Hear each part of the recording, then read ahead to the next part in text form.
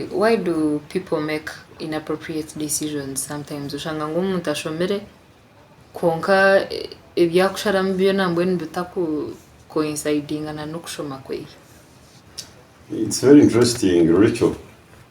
I can't answer it very in one statement, but I can give you the background of it. Man has a brain, but this brain was not, he did not acquire it from nowhere. The brain developed from basics up to what it is today. Man in his origin, they say man started in the Greater X region. Greater X region is just here. Uganda was the heart of the Greater X region. The origin of man was here in Uganda. Why? Because life would be supported here in Uganda out of no action. Because conditions here in the Greater X region were good enough for anybody to survive. That's why life started here, including man. Most lives started here, including man. Why? Because of, one, there was free food, in terms of fruits, in terms of hunting and gathering of animals and etc. Two, there was fresh water. Three, there was natural medicine from plants and etc. And then three, the temperature, the climate could support life without any. So that is how now most human beings, most organisms started here, including man. Now, in the beginning, man had a very low brain in terms of IQ, in terms of reasoning. But as time went on, then this brain kept developing.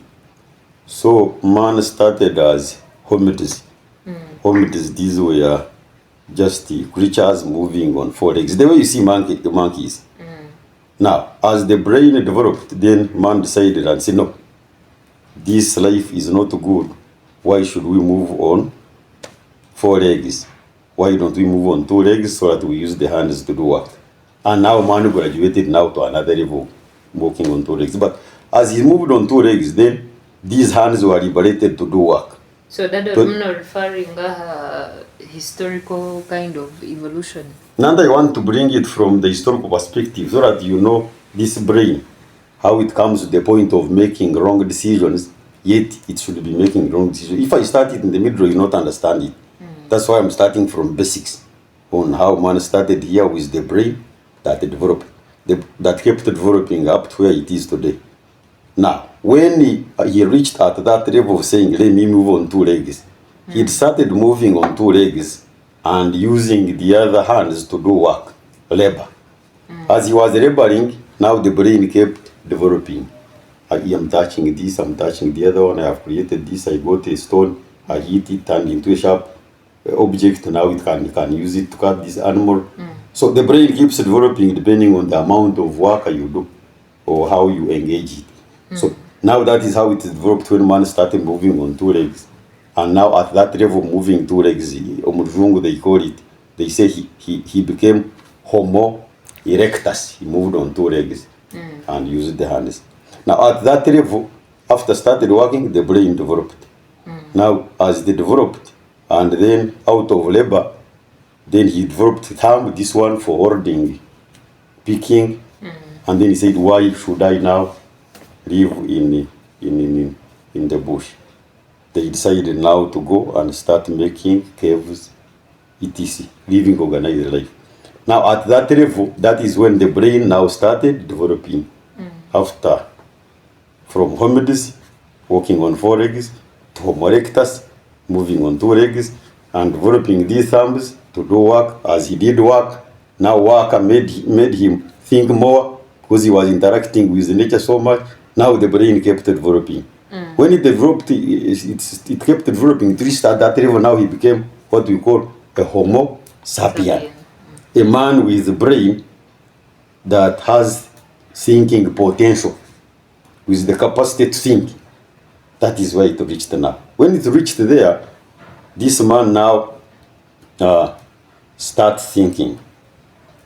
Remember those those creatures which refused to graduate with man stayed there. Like how you see monkeys, gorillas, chimpanzees. Those ones which never graduated to move on two legs, their brain remained at a low profile. Now, those which graduated and started move on two legs and started rebelling, their brain developed to another level. But there are those also who reached there and refused to graduate and come out of the bush. Their brain also remained low, like the Batwa Pygmies and etc. Then those ones who came now and started living the life, their brain also graduated now to doing more complicated work. Like the battle, when you look at them and the Pygmies, they have the brain, yes, like ours, with the potential to think, but they did not use it to think because they remained picking free food in the forest and hunting animals. So they said, why should I rebel when there is this? So their brain stayed there and they are still backward. For the men who decided to get out of forest and start living, their brain also developed. Now they are these ones that like how you see us now as Africans, as the way we are here. Our brain is far better than those who live in the bush because their interaction with the nature remains small. With different modern way of life remains small, so they remain backward, including the brain. Now, when you come to that level, you graduate from now the Homo sapien, someone with the brain, with the potential to think, now to a Homo sapien who thinks now and acts the way we are. But now at that level, there are those who don't bother to think more and discover more. Because from a Homo sapien, now you graduate to a Homo sapien sapien. Those are the people who think more. Now, that is the historical development of the brain. But the brain keeps growing the more you use it. Now, when you reach at that level of Homo sapien sapien, that is where now you subject the brain to either making right decisions or wrong ones. And what is the process of the brain? The brain simply, you have a brain now with potential to think, but you can decide to use it to think or just not think at all. If you don't think at all, it remained in that natural state, the way it is, not bothered about, not disturbed. But if you decide to think, it also starts showing you answers, showing you solutions, showing you options. So now, when you get this brain, you are subjected to something to think about now, what we call reality. Like this water is reality because it is there, is what it is. Now you put your brain here and you say, you water, how do you come to be water? It means now you have ignited your brain to think about water. But someone will look at this water for centuries without thinking about it, and you will still simply look at water. But for the moment you start looking at it, that's when you start discovering what a lot of things that this water is. So now, when you put this brain to reality, now it has a process. It looks at the reality, what it is. It gives you ideas, very many ideas about this water. Was this water created by God? Was it from nature? Was it from... The brain starts giving you. Yes. So, brain starts giving you now a lot of ideas. Very many ideas that gives you about this water. The vast majority of the ideas that come to you. This water was created by God, yes. This water, no, it must have landed from Mars to here. All those ideas about water. But the brain is designed in such a way that it gives you the first many ideas about reality, about the situation. But those first ideas, the majority are wrong. Now, about now what? Then the second category of ideas that come to you, if you keep thinking about something now, it brings you the second category of ideas. And those are half right. They are right, this water, no. How does it come to be water? It is evaporation, which goes up and comes back. It's an idea. But how does it come back? It is partially right, but not fully right. Because you have not even known how evaporation comes about. Sure. You know, because you have not subjected your brain to think about it. So, the more you think about the reality, the more ideas it gives you. But the brain was designed in such a way that the majority of the ideas that come to you first are wrong ideas. They are not right at all. So where you find people make wrong decisions, start from there now. The moment he gets a situation, now I want money. It is reality. He wants money. He wants to end poverty. But now the ideas that come to him, let me go and steal someone. I saw him having money. Let me go and steal government money. Why don't I see? Why don't I go and bet? Yeah. Because this is quick money. Yeah. I can get all those ideas that can give you money, but they are all wrong ideas because that's how the brain is designed to bring quick ideas, easy to think, easy to come to you, but almost all wrong. Now there is now the second level of ideas that the brain gives you. One, it will say, oh, I want money, yeah. Let me go and start maybe mobile money banking. You go and start a mobile money banking. Yes, they will give you money. You say you make money. Then within 2 weeks, someone who is very intelligent comes and calls you and takes all the money. The idea was right in terms of helping you to get money, but it was half right because it has a consequences which you never saw through. Your money is lost much as you had started earning money. It is an idea that they are ideas. So the second category of ideas falls into that half right. They are right about half. But the first category is all of them are wrong. The second category is yes, half of them are right. Now, when you reach at that level, that is when now you need to make the right idea. Because once the brain starts thinking and you pass through those, if you are a thinker, it first gives you the wrong ideas, you easily know them and shift them. You come to the second category of it, you also thieve them. Then there is always one idea that is right, that will give you a solution. So now, when you ask me why people tend to make inappropriate decisions, it is all about that biological law about the brain. So most people pick ideas from either the wrong category or the half right category. Then they end up now crying. But there is always that right idea of say, I want money, yes. The reality is that you want money. You have applied your brain there. How do I get money? I have realized these are wrong ideas. These are half right ideas. But what is the right one now? No, the right one now. Let me go. I need to make a product. I have realized this product is admired by people. If I make 2 today, then you sell them.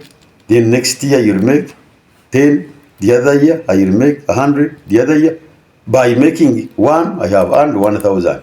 By making 10, I have earned this one. Yes. I know how to make this product. For instance, if you say, I'm going to make now an avocado hair shampoo. I know, yes, I know. Because the brain has told you it's the right idea. I know women who use it, they will use these quantities, the population is growing, they will increase. So that idea is right because you have thought through it and you have picked it. You have not picked it from the majority wrong and the majority half right. You have thought it through and it's the right idea. So most people make wrong ideas because they pick from these 2 categories. Those who graduate and use their brain to the maximum to get the right idea, which is always one, always very few. And once you get it, then now you subject it now to does it work? I want to make avocado shampoo. Does it work? Yes, you go, make one, use your hair, you see it is working. Yes. Now you are experimenting your idea now. Finding out it has what? Possible problems and solutions. Yes. Yes. Wareba munekora, agitumwishochi yakora. I have taken it to the market. They have bought 1 or 2. Oh, they can buy. I have got 10,000. Now I take it. I sell it to market the other one. They have bought 10. Oh, now I have known you can sell. Now it means you have now gone and tested your idea by first of all finding out what you want to do. You are proving. It's a process. You get your idea from the majority. You have got that your idea. Now you go into the processes. 1, it is testing. Does it work? You experiment. You are now doing. Then after working and realize that you have got 10,000 shillings by selling one, then it means you have proved that your idea works. It will give you money. It's as simple as that. But how do you come to that brain? It is also a process. For you to have that brain that can help you reach at that level, there are things you must do. One, you must know the material you read. What do you read on a daily basis? Yes. What do you use? What do you consume as a brain? That one also will improve your brain. Is the first thing to improve your brain. What you feed your brain on a daily basis. Two, the people you interact with. Who are the people you talk to? Because the people you talk to either improve your brain or make it dull. Those who talk to you and talk to you garbage, you always receive garbage from them. Those who talk to you knowledge, you also pick knowledge. Three, the environment you are in. If you are in an environment that is not brain exciting or brain tickling, then it will make you dull. So you have to be conscious of the environment you are in if you want your brain to be a better brain. For the thinking abilities, you must think, you must subject, you must thinking is not instinctive. You decide to think. If you don't decide to think, then the brain will never think. Yeah. So you must also have that thinking courage that I should think.